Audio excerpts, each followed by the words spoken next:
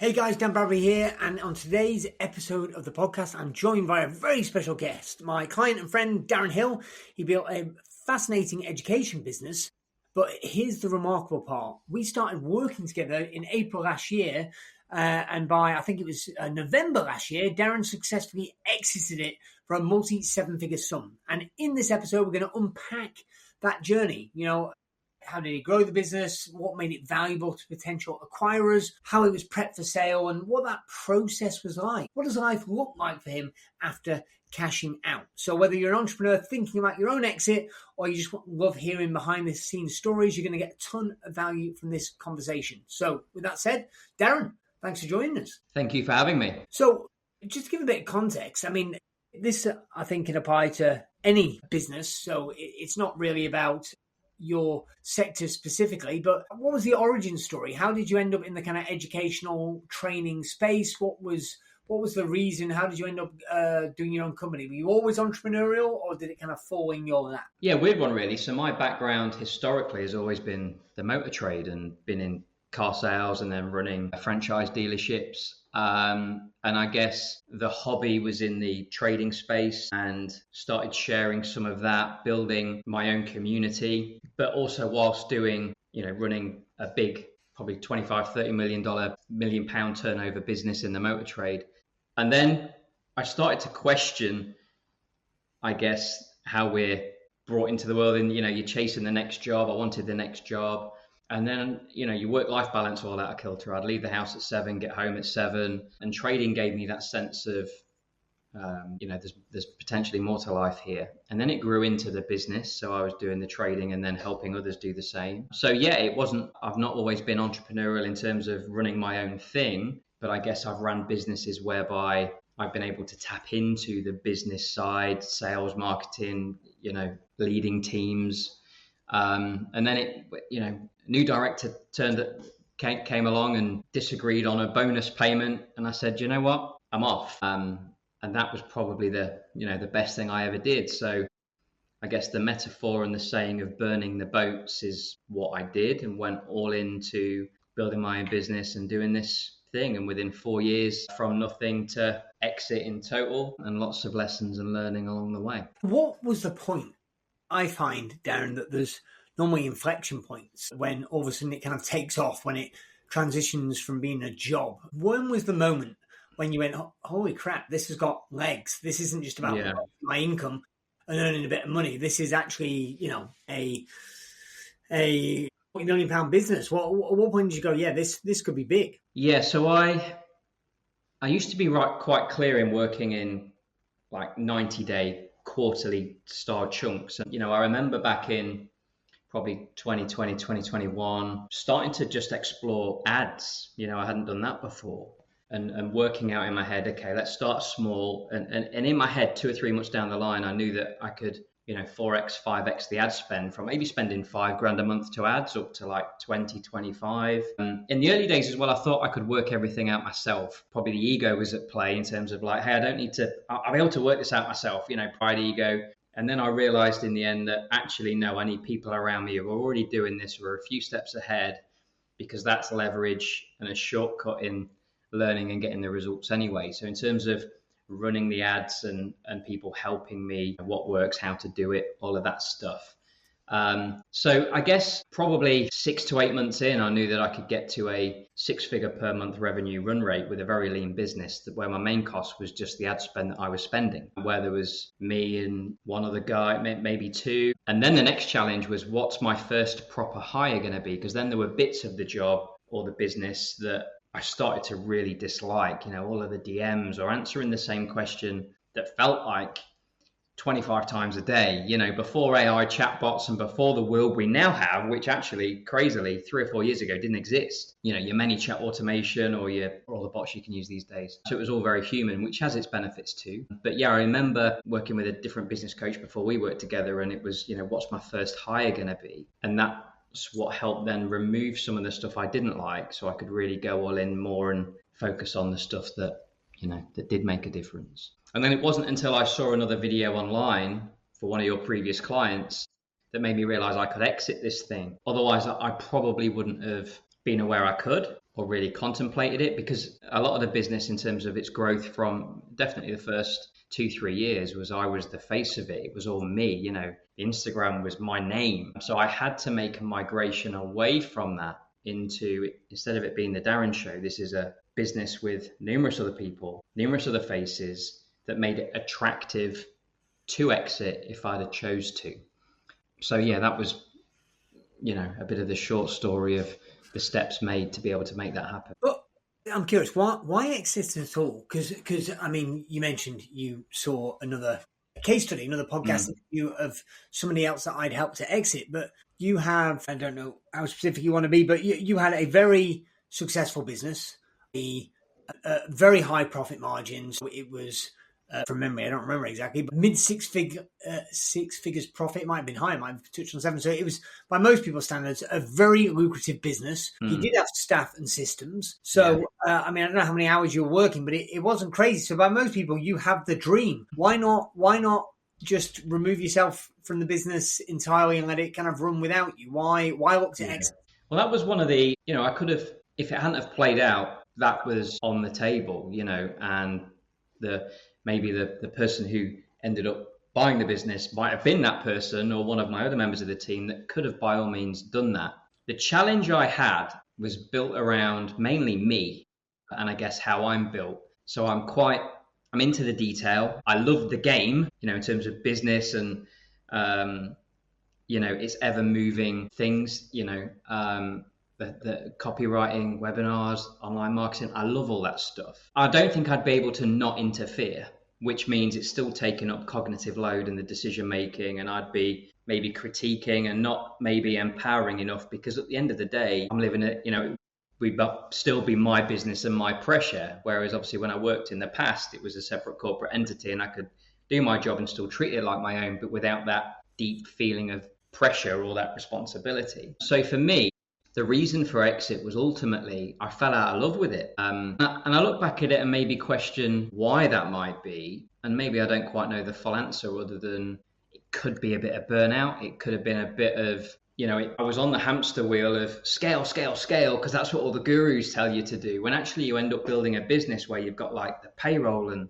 everything gets bigger and far more stressful. Whereas actually I could have done less, made less, had less pressure, and probably would have felt less pressure and less burnout and still been content with the outcome. Hence why, people that have their own personal brands and, if you're comfortable with that business, don't scale and exit to a point. But if you do want to scale and exit, you've got to get the other things around it right. So I guess be very clear with, what that exit is. And I remember you telling me, if you're not selling the business, you're buying it. If there's anything about your business that you don't like, change it and try and unwire it back.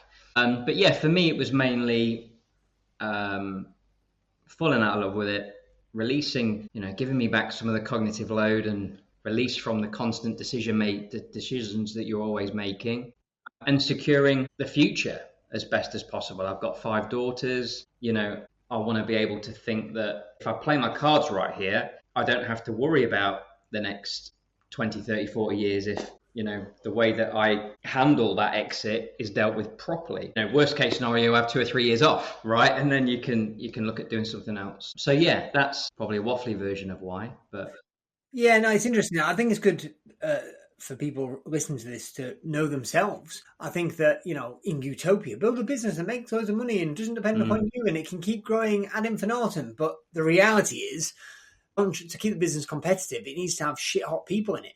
And normally you listening to this are the shit hot person. So if you fall out of love with it, the business ain't going to be stable. It either needs to grow or it will die. So you end up holding it back. I was holding the business back because I'd have my team, great team, and it would be, oh, I've got this idea, that idea. And I was just sort of, I didn't have the motivation and the energy ultimately to sometimes execute all that or be motivated by it. It was great. And I was like, the world we live in today, with the relentless content creation, trust building, the meta algorithm changes and the ads and then the deliverables. Let's talk about the deliverables and retaining your people and getting them to achieve their outcome. And I might have 100 5-star Trustpilot reviews, but then I wake up one morning and I get a 1 star.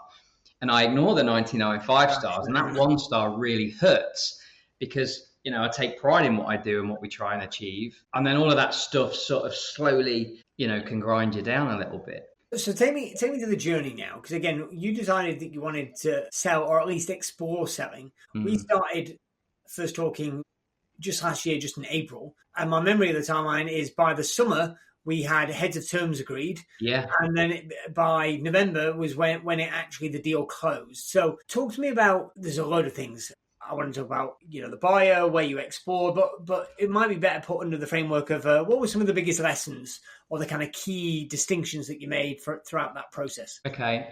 So yeah, it was April. We completed in December in the end. It was just, I think, a few days before Christmas. But yeah, June was when we were sort of like, hey, okay, this can happen. What were the lessons? It's an emotional roller coaster. You'll have periods of time maybe that you think you do or you don't want to sell. I think backtracking from that, your profit adjusted accounts or cleansing, if you're watching this thinking a year from now you want to sell, well, now's the time to start tidying up your management accounts.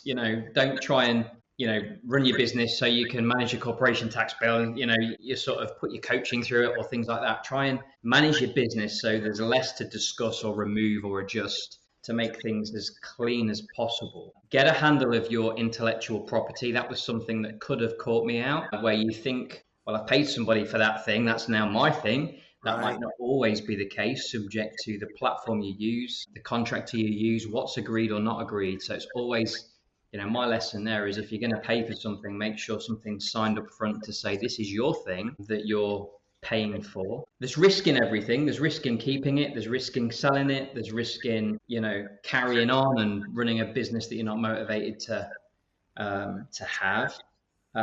Understanding of asset sale, share sale. We did a share sale, which is obviously more risky for the buyer and in a different jurisdiction. So those were the challenges that probably made our sale 2 or 3 months longer in terms of completion. I think we probably could have done maybe in September, October if it had been an asset sale, maybe in the same jurisdiction. And it's got to be attractive. I think one of the things that helped us is we had motivated seller, motivated buyer. The buyer knew the business. The buyer was involved in the business. And at the time when we started working together, I would never have thought they were a consideration to buy the business. But, I remember a call where you said the person who buys your business is probably somebody who's already around it, but you might not think they've got the money or they might not be interested, but they might be, and they might find the money if they haven't got it, and da-da-da-da-da. And I had... Well, can we double click in that? And again, obviously, I know that there might be confidentialities, so you might have to dance around it a little bit. But so the person that bought the business was somebody kind of who was aware of it, kind of connected and worked with it. So there was familiarity, but your assumption before you were kind of challenged on it was that they wouldn't have the money. So there's two questions, and you can go down either route or both. How did you value the business? How did you come up with what it's worth? And then how did you cross that bridge? Because I know that the person didn't have all the money immediately. Yeah. You had to get them on the idea, approach them with the idea, and then help them figure out how to find the money to fund it. So in terms of valuation, I think after I saw the initial video of someone selling, being a bit of aware of through my own curiosity and how the business was, the industry it was in, what its monthly recurring revenue was, how stable it had been, what the team was like. A 3 to 5x profit multiplier was probably the ballpark. There's people that have sold businesses for far less than that if that's what they want to do. But in terms of a subscription license model where the team can continue what I was doing, I could disappear for a week and not really do anything, but I'd still have the mental cognitive load, or the ad's still working, and blah blah blah. How did the approach to this individual work and helping them find the money? Because you had in your mind, you didn't consider them, and then I said you might want to have a look at that, because if the business is attractively priced, i.e. for the buyer, there are ways to find the money. So I don't know if you know the down. Always a sensitive one to try and have those conversations with because I remember our call. Obviously, it was very early on because we only started working in April and we had the LOI by June. But after that, I sort of brainstormed a list of people that might be interested to explore it. And the buyer, they would have been able, because they also was involved in another business. I knew that they might have the funding at some point, but might not be right away. due to what they had going on, and other opportunities and businesses where they probably could too. So I think I just used a little bit of maybe humor and sarcasm, and was like, hey, if I ever fall out of love, I think it was a message, hey, if I ever fall out of love with this and your shares come through for so and so, maybe you would want to buy my business for X, and we all live happily ever after. And I think the response I got back was, yeah, I'd be up for exploring that. I was like, fuck, okay. And then a few other people in the industry in and around me doing different things, but same industry. That was sort of similar conversations I had like that too, really. Hey, if I was to ever, or, have you ever thought about, and I actually use your tactic as well, is, hey, I might look to acquire. I might look for some businesses to take on, but then actually, I tried to reverse it that way as well. Right. And the tactic for those listening is, I'll say that, if you approach it directly, it's a bit too difficult and there's resistance. So I say that if I'm looking to sell a business, I go around saying I'm looking to buy other businesses, and you normally find other people in the industry go, yeah, I'm looking to buy businesses too. And then you can kind of segue over to... Yeah. And another key point is the buyer was actually a member of mine. Yes, he was then involved in the business at a further date. But one of the things I always sort of did was build relationships where there seemed to be synergy in terms of our personalities or interests, or how people just are. So there was that, and I knew he was involved in another software style business. So whilst being a member, I said, hey, I know you're doing that. Can you maybe help me with some accountability and decision making? You know what you're doing in a software business in that niche and what you've built it to, and you know that you're the ideal client for what you're in with this, and you know what we're trying to do and achieve. Can you help me? And that probably happened to 6 to 8 months. So, these people who are around us, we just might not realize it, or maybe have taken the time to sort of, I think if those relationships are built, trust comes from there. He knew the business inside out, but that came from him being a member and a total stranger, just a Stripe payment joining the service that you're offering. So actually, would he have bought the business if the business he bought into as a customer was shit, unengaging, didn't get a result, didn't like it? Well, actually, no, he bought into the business as a customer, liked it, got a result, bought into a more of a one-to-one high ticket thing that we ended up doing. And then the rest is history. So I think it all starts from fundamentally having a good business, right? And helping people achieve the outcomes that they need. Good business, and good relationships, right? Let's talk about deal structure, because I want to make sure we get into that to whatever degree you're able. You kind of give us a ballpark kind of estimate for the multiple that was involved. Obviously, everyone goes, oh, yeah, get all cash up front, but that's definitely not common at all in SME transactions. So can you say kind of what were the ratios, cash up front, deferred, earn out? How was the deal structured? Yes. Again, we were able to, from that relationship and trust, build that out to make sure we were both comfortable with the risks that we were both taking either way. I guess as a seller, you have to be content with worst case scenarios, and as a buyer, you're trying to also deal with worst case scenario that, hey, can I sustain and run this business? So I would say it was 30-40% upfront by way of taking what his initial consideration was, what assets I already had that then were added back in on top, first payments, and then a lump sum that's still to come, but 24 months worst case scenario, between 18 and 24 months after. Right. So 40% upfront, and then kind of, we don't have to be too precise, but to give people a feel, effectively it was all spread over 2 years, but there's a chunk at the start, repayments, and then a lump sum at the end. I suppose, how did you feel about that? Because some people always go, no, I want all cash, because you're never going to get it. Well, we're now sat here a year later. What's it been like? So I think some people don't sell because they go, oh, no, I'm not doing it unless it's all cash and it's all now. Yeah. What's the experience been like for you as a seller? I think for me, it's protecting the downside. In my industry of trading, the decision-making side of it's massive. So how would I feel if this worked? How would I feel if it didn't? How would I feel if I didn't get paid? How would I feel if everything all worked out and we all lived happily ever after? And that's how I sort of navigate things. Yes, there's the odd challenge along the way. And I think we dealt with that in a very adult way, where my stance was clear in terms of my downside was, hey, if I don't get those payments, I get my business back.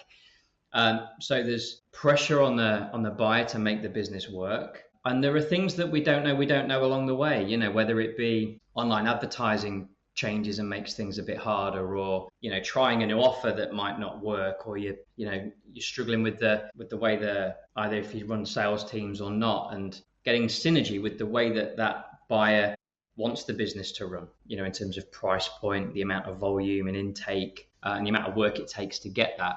So yeah, I was comfortable with the worst case scenario. The worst case scenario being, if I don't get paid, my non-compete's irrelevant, I'm entitled to my business back. And you would have kept the down payment, right? As in that money. Yeah, exactly. But also structuring it so the business could continue what it was on with, and it was in the right pair of hands. Because invariably, yeah, okay, maybe I could have got another maybe 20, 30% on top for the initial consideration or whatever. But would they have kept the team, kept things rolling?